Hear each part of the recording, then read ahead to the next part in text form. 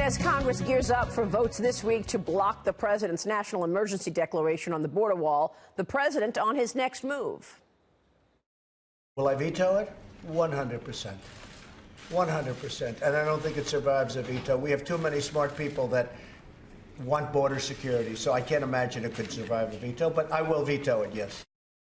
My next guest is making his own prediction about how it all plays out. Senator Sen Graham is with me this morning, a Republican from South Carolina. He is the chairman of the Senate Judiciary Committee and serves on the Senate Appropriations, Foreign Relations, and Budget Committees as well. Good to see you, Senator. Thanks so much for being here.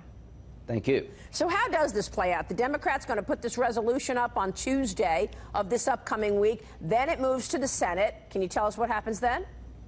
We might lose a few Republicans in the Senate. All you need is 51 to get it out of the Senate. So to pass the House with a handful of Republican votes, it'll come to the Senate. It might get 51. It'll get vetoed by the president, and Republicans will stand with the president to sustain his veto, and it will be deader than dead.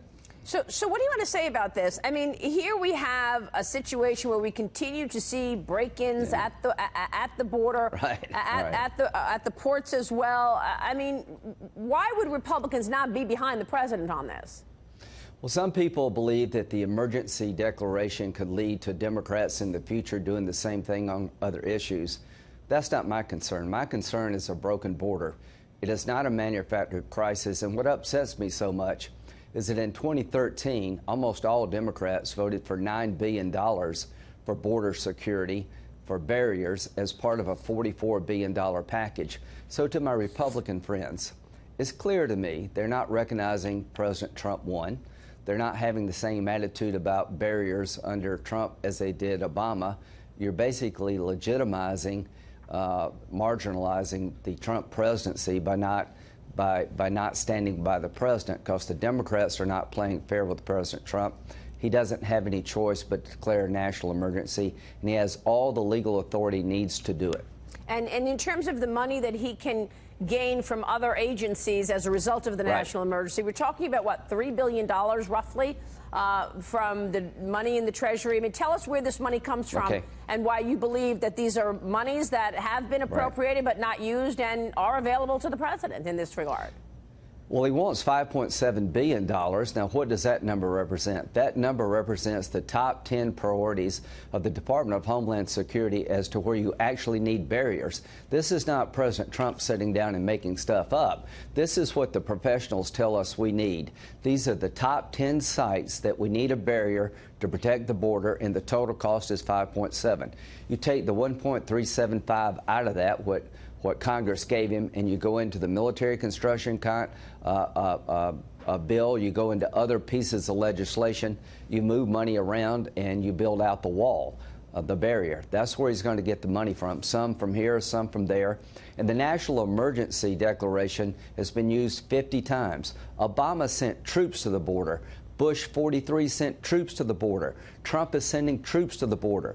What's the difference between sending a soldier to the border to shore up the border than having a soldier build a barrier while they're there? Yeah. He has all the legal authority he needs, and I hope the Republicans will stand behind him. This is a defining issue in our party. Well, is this a defining issue also for 2020? I mean, is that what this is all about, Senator, 2020? Because we show the picture of the wall in Nancy Pelosi's state virtually every Sunday, that wall that separates San Diego from Tijuana. And we know that that wall works, but of course, when it comes from President Trump, Nancy Pelosi says it's immoral. So is this just about 2020, really, at the end of the day?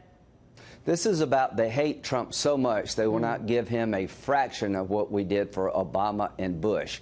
And to my Republican colleagues, we've sat down in good faith and tried to negotiate with Democrats, and it basically stiffed the president and us. This is the only path left for the president. He made a promise to secure the border.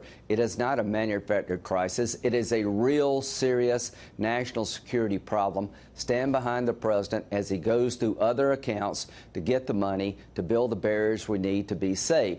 This is about keeping your promises as President Trump. This is a great issue for 2020. It's a national security issue, but it's a political issue also. In the Democratic world, there is no border crisis. It's all manufactured. In President Trump's world, in my world, There's a real problem at the border, and we're going to deal with it. That's a good debate to have. Let me move on to another border, and that is the border of Venezuela and Brazil. We've got news this morning on this. Of course, Maduro has been defiant. He is blocking the aid that the allies have sent. Where is this going, and what's your reaction to now? We're talking about fatalities as a result of what has taken place yesterday with this unrest. The Maduro regime will crumble over time. The international community, except for some outliers, are behind President Trump. This is his finest hour from my point of view. The speech he gave in Miami was his Reagan moment, where he talked about the benefits and the hope of freedom and democracy versus the scourge of socialism at home and abroad. This was his tear down this wall moment. So the people of Venezuela are going to keep coming and coming and coming, and the military is eventually going to realize that if they kill their own people, they're going to be war criminals in the eyes of the international community. And I'm trying to get Turkey and others to break away from Maduro and stand with Trump. So this regime will fall, and when it's all said and done, it will be President Trump who led us to this moment. This is a big deal in our backyard. It will fall, but right now, you know, he's digging in. He's mocking President Trump. He's mocking Guaido. He says yesterday, I'm vowing to never surrender. Keep it up. He's going to fall because he doesn't have the trust of his people. Give me a scenario of where he turns Venezuela around. Show me how he can govern that country. He's a thug. He's a dictator. Bernie Sanders may not see that, but I see it. But most importantly, we finally got a president who stands up for our values in our backyard. And not only will Maduro fall, we're going to put pressure on Nicaragua and Cuba next. We're going to have in our backyard freedom and democracy, and we're going after socialism on all fronts, including here at home. So I'll make a prediction on your show. It's not when Maduro, it's not if he falls, it's only when. It's just a matter of time. It's unsustainable. And to the people of Venezuela, the American people have your back. The Trump administration has your back. All right, we'll keep watching that. Let me move on to Syria. News on Friday night. You know, Senator, that the U.S. is now going to leave a total of 400 troops in Syria. Initially, when the news first broke that the president was pulling all 2,000 troops from Syria, you were not happy about it. You discussed this with Acting Defense Secretary Patrick Shanahan when you were at the Munich Security Summit. Your reaction to now leaving 400 troops on the ground, are they safe? Yeah, they'll be safe, and the most important thing, they'll keep us safe. The reason we went into Syria is because Obama sat on the sidelines and watched Syria get dismantled by the Russians and the Iranians coming to Assad's aid. President Trump was dealt a bad hand in Syria, but he's played it very well. The caliphate has been destroyed. Well done, Mr. President. You promised to destroy the caliphate. We're down to a few blocks. These 200 troops in northeastern Syria will attract about 1,000 NATO types. We'll have a stabilizing force. What have we accomplished? ISIS will never come back now. And what had been an 80% American presence, 20% European, is flipped to where the forces now will be 80% European, 20% American. Iran cannot come down and take over the oil with this stabilizing force, and Turkey and the Kurds will not go to war. This was one of the smartest decisions the president has made. We've interdicted the flow of arms from Tehran to Beirut. The Iranians were using a superhighway down south to get arms to be used against Israel. Part of this force will stop that. This is a very smart adjustment. It will make sure ISIS doesn't come back. Turkey and the Kurds will not go to war, and Iran's the biggest loser of this. All right, so you do not believe then this will be pulling out to the extent that ISIS will be able to regroup and come back? You think the 400 troops on the ground will be enough to keep them at bay in terms of regrouping? This is the Trump doctrine. 200 American forces will attract 1,000 Europeans. It's time for Europe to step up. Europe is hit harder from the caliphate than even the United States. Thousands died in Europe because of what happened in Iraq and Syria. So here's what Trump has said.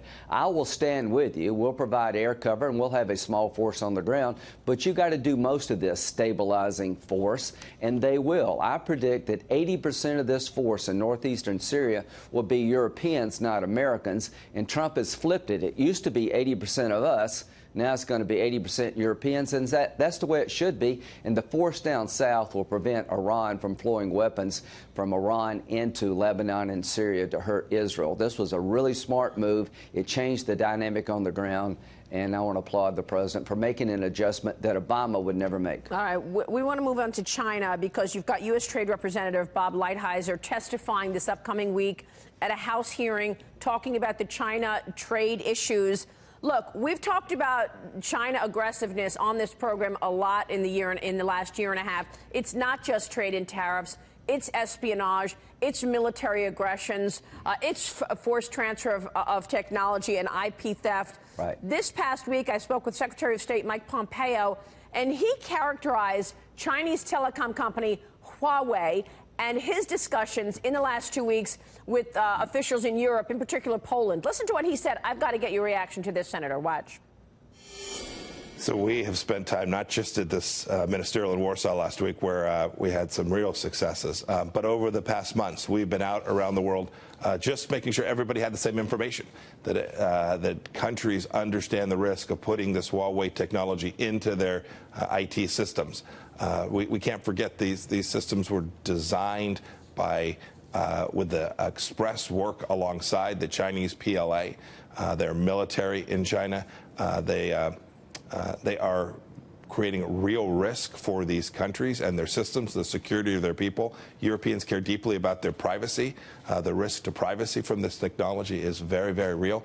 And we're out sharing this information, the knowledge that America has gained through its vast network, and making sure countries understand the risk. That's important. We think they'll make good decisions when they understand that risk. It's not even just the risks for them. It's the risks for the world. I mean, if you are in high-level talks about national security with Poland, with the Five Eyes, I mean, your Americans' information is out there, too, because China has tapped into their network. There's a second piece that we've shared with them as well, which is if a country adopts this and puts it in some of their critical information systems, we won't be able to share information with them. We won't be able to work alongside them. In some cases, there's risk we won't even be able to co-locate American resources, an American embassy or an American military outpost. There's real risk, and we want to make sure they know not only the risk to their own people, but their risk of being able to work alongside the United States and keeping the world safe. Senator, what's your reaction? That was a major headline to me. Are we going to not share information if they've got Huawei Telecom? Well, my initial reaction is thank God that Mike Pompeo is the Secretary of State, because he speaks a language even I can understand. Yes, if you're a European country thinking about going on the 5G Chinese network, what Mike Pompeo is saying to you is that we believe this is a spying platform that will not be able to share information with you that we would have otherwise, because you'll be giving it to China, and the technology you're buying for China will basically crowd you out of the American market. The Trump administration's told the world, if you do business with Iran, you're not going to do business with the United States. This is a dictatorial regime, and we're trying to crush it.